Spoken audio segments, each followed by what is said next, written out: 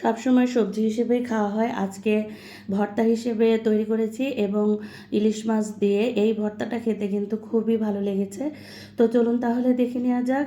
আসসালামু আলাইকুম। এখানে আমি 1 পিস ইলিশ মাছ নিয়েছি, আর মাছটা আমি হলুদ লবণ মরিচের গুঁড়া দিয়ে মেখে নিয়েছি। আর এখানে মিষ্টি কুমড়া আর পুঁই শাক এভাবে করে কুচি কুচি করে কেটে নিয়েছি, খুব বেশি না, মোটামুটি কুচি করে কেটে নিয়েছি। কড়াইতে এবার সরিষার তেল দিয়ে মাছটা একটু ভেজে নিলাম। হালকা একটু ভেজে নেওয়ার পরে আমি শাক আর মিষ্টি কুমড়া সব কিছু দিয়ে নিলাম। দিয়ে এখানে রসুন দিয়ে দিচ্ছি, ভর্তা যেহেতু, ভর্তাতে তো রসুন না হলে ভালো লাগে না খেতে। আর এখানে 3 পিস আমি কাঁচামরিচ দিয়েছি, আর লবণ দিয়ে দেব, হলুদের গুঁড়া সামান্য পরিমাণে দিচ্ছি। আমি সবসময় শাকের মধ্যে একটুখানি হলুদ দিই। এবারে সব কিছু মিশিয়ে ভালো করে একটু ভেজে নিব। নিয়ে অল্প একদম মানে সিদ্ধ করার জন্য যেতটুকু পানি লাগে সেই পরিমাণে পানি দেবেন। ইচ্ছা করলে পানি না দিয়েও করতে পারেন, তবে আমি একটুখানি পানি দিয়েছি।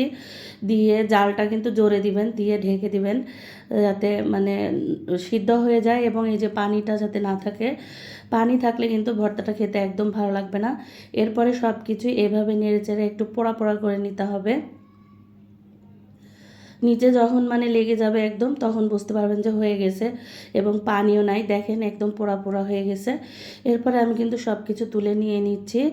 আর এই ভর্তাটা অবশ্যই বাটনা অথবা পাটায় করে নেবেন, ব্লেন্ডারে করলে কিন্তু একদমই ভালো লাগবে না। আর ইলিশ মাছের কাটা বাছা খুবই ইজি হয়ে যায়, এভাবে একটু থ্যাতো করে নিলে কিন্তু খুব দ্রুত ইলিশ মাছের কাটা বের করা যায়, আর না হলে কিন্তু কাটা বাছতে অনেক বেশি টাইম লাগে।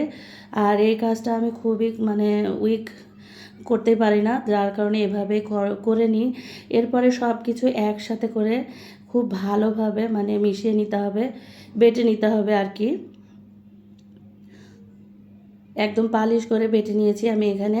সব কিছু বাটার পরে এক সাইড করে নিচ্ছি, এখানে এখনও হয় নাই। তো এরপরে আমি এর মাঝে শুকনো মরিচ ভেজে রেখেছিলাম, এখানে সেই শুকনো মরিচ দিয়ে দিচ্ছি। আর এই জন্য কাঁচা মরিচটা কম দিয়েছি। আর লবণ যেহেতু দিয়ে দিয়েছি, একটুখানি জাস্ট নিয়ে ভর্তাটা করব, না হলে মরিচটা তো মানে গুঁড়া করা যায় না আর কি। এরপরে আমি কাঁচা পেঁয়াজটাই দিচ্ছি।